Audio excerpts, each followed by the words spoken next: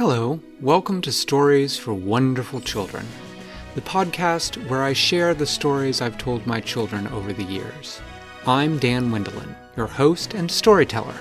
Tonight's story is the conclusion of Flip-Flop filling in for Flibberygibit while he's off on vacation. Flip-Flop finds that he must mediate what seems to be an irreconcilable conflict between the jungle fairies and their creations, the plant people. I must have been a little sleepy when I told this one, so you'll hear a couple yawns. My apologies. I hope you enjoy the story. The cat guards that had gone with Frondo to the plant people returned fairly quickly. Frondo was again with them, along with two other plant people, one of which looked like a giant round cactus, and the other one looked like a sunflower. The sunflower-looking thing's name was Solia, and the cactus-looking thing was Prickle. Frondo said, "We have returned to negotiate as you requested, Your Majesty." "Thank you," said Flip-Flop. "We're still waiting for the jungle fairies to arrive. In the meantime, make yourself at home. Can I get you anything to drink? We have had a long trip.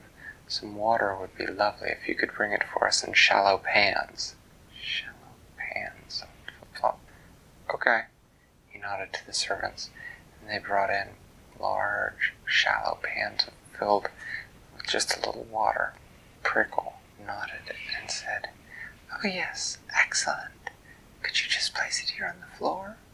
And then when the pans were on the floor, all three of the plant people stepped into them, and Flip-Flop could see the water level going down as they drank it in through their root-like feet. Just as the last of the water disappeared from Solia's pan, several of Flibberygibit's special panther guards arrived in the throne room. They saluted Flip-Flop and said, "The jungle fairies tried to escape. They tried to leave. They tried to use magic." Said Flip-Flop. "What happened?"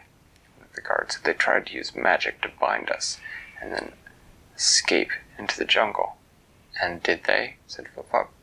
"No, Your Majesty. We are used to dealing with those who use magic. We have stopped them and brought 3 representatives as you requested." "Thank you," said Flip-Flop. "Take several of the palace cat guards and make sure that the rest do not manage to escape before we have finished our discussions." The palace guards entered a moment later, guiding 3 jungle fairies that Flip-Flop had not seen before. Each was a different color, a bright blue, a bright red, and a bright purple. Flip-Flop stood up when they arrived and showed them his teeth just slightly. He said, "I hear you attacked my guards with magic. Is this the way you repay our hospitality?" The red jungle fairy bowed slightly and said, "My apologies, Your Majesty. We were frightened of what may happen here, and we wished only to escape." "I will insist," said Flip-Flop, "that you put your trust in my judgment. You and your people will not be allowed to leave. These are serious accusations the plant people have leveled against you." "We also take this matter quite seriously. I am Rubia, and I speak for the jungle fairies in this matter." "Very well," said Flip-Flop. "Do you know the plant people who have come to negotiate with you?" Rubia looked at them. "I do," she said with a look of disdain on her face. What does disdain mean? It means looking like she doesn't think that they're as good as her. She thinks that they're sort of beneath her. Oh. And also, she thinks they're beneath her, and she doesn't really like them very much. That's what disdain means. "Very well," said Flip-Flop. And he asked each side to tell their story, and they did, telling much the same story. Rubia said that the plant people were their creation, and they weren't real at all, and since the jungle fairies created them, they should have the right to destroy them as well, and that the shield was put in place to both prevent the plant people from following them at which it had failed, and to deprive the jungle people who remained of light, so that they would all die off, and the jungle fairies could return to their rightful home. So you see, said Rubia, it is in your best interest, too, King Flip-Flop, to allow the shield to remain in place. Then we will soon be able to depart back to our homeland, and will trouble your jungle no more. Your Majesty, said Prickle, I hope you can understand why we cannot allow this. If you do not rule that the jungle fairies must return and bring down the shield, we will have no choice but to make war against both you and they. It is a matter of survival for my people. We must force them to bring down their shield. And do you wish them ill otherwise? Said Flip-Flop. If they bring down the shield, will you continue to pursue them? Well, said Prickle, we did intend to, but we are willing to accept a peace where they bring down the shield, and we will in turn leave them alone, and we can exist our separate lives. Said Flip-Flop. Is such a solution agreeable to you, Rubia? Well, I think we would prefer just to continue to run. That option is not available to you, said Flip-Flop. Will you accept your creation's terms of peace? We would just as soon see them destroyed. We believe that is our right since we created them. Well, said Flip-Flop, I have to disagree. Everything that lives has a right to live. It does not matter that you were the instrument by which they came into being. They now have lives of their own, and you have no right to attempt to take those lives from them. I will not allow you to leave, nor will I defend you from them. This is your only opportunity for peace. Otherwise, you will have to again try the strength of your magic against theirs. I do not have much hope that you would survive that contest again. Said Rubia. We would see, wouldn't we? But no, we shall not. She turned and consulted with the other jungle fairies that were there, the purple one and the blue one. After a moment she turned back. She said, we will accept your terms of peace. The three of us will go and bring down the shield. In return, you will leave us alone. May we, King Flip-Flop, remain in the jungle? You may, said Flip-Flop, on one condition. And what is that? Said Rubia. You may no longer practice magic of a forbidden sort in an attempt to create servants for yourself.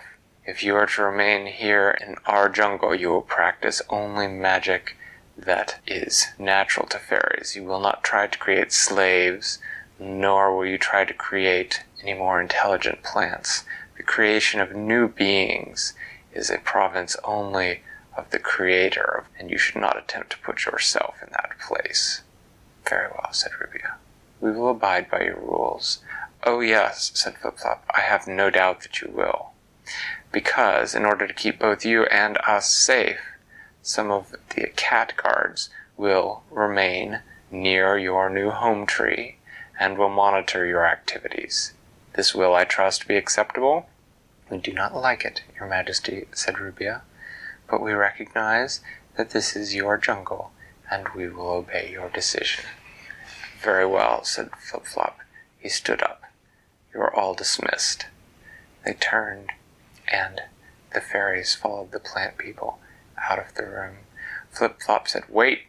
Just as they were about to leave, Flip-Flop said, guards, show them how to use the Cat's Paw Highway so that they can quickly get to their destination and bring down the shield. And then they disappeared out of the room. That evening, Flibberygibit returned from his vacation, and he and Flip-Flop sat down to a dinner of tuna fish salad, and Flip-Flop told him all about what had happened and the decisions he had made. Flibberygibit said, oh, oh yes, they did a what? Oh, that is a very bad. Huh? Oh, that was a very wise decision, nephew. And about the time that Flip-Flop finished telling him the story, a messenger arrived from the plant people. The messenger looked like a pineapple. eyes and little tiny feet that it kind of went flip, flip, flip, flip, flip, across the floor. And when it got to them, it said, "I have come to tell you that the shield is down and our people are safe.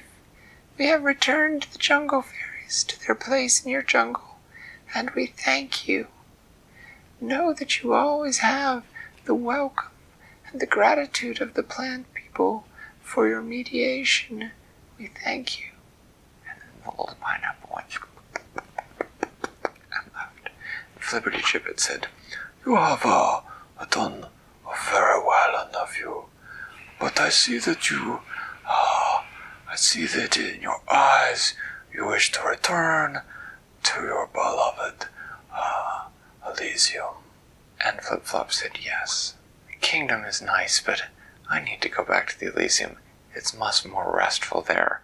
All I have to do there is deal with an occasional sanguine, not crazy maniacal jungle fairies and talking and walking plants. I wouldn't want your job for the world." "Well, I thank you for my vacation. Have a safe journey back." "I will," said Flip-Flop. And he did. Thanks for listening to Stories for Wonderful Children. I created today's story, but questions and witty commentary were supplied by my children. The music was created by Brandon Thompson. Your reviews and personal recommendations are the main way that new listeners find the show, so thank you for spreading the word. I'd love to hear your feedback, so feel free to get in touch via email or social media, which are listed in the show notes. Until next time, I'm Dan Wendelin, reminding you to tell someone you love a story.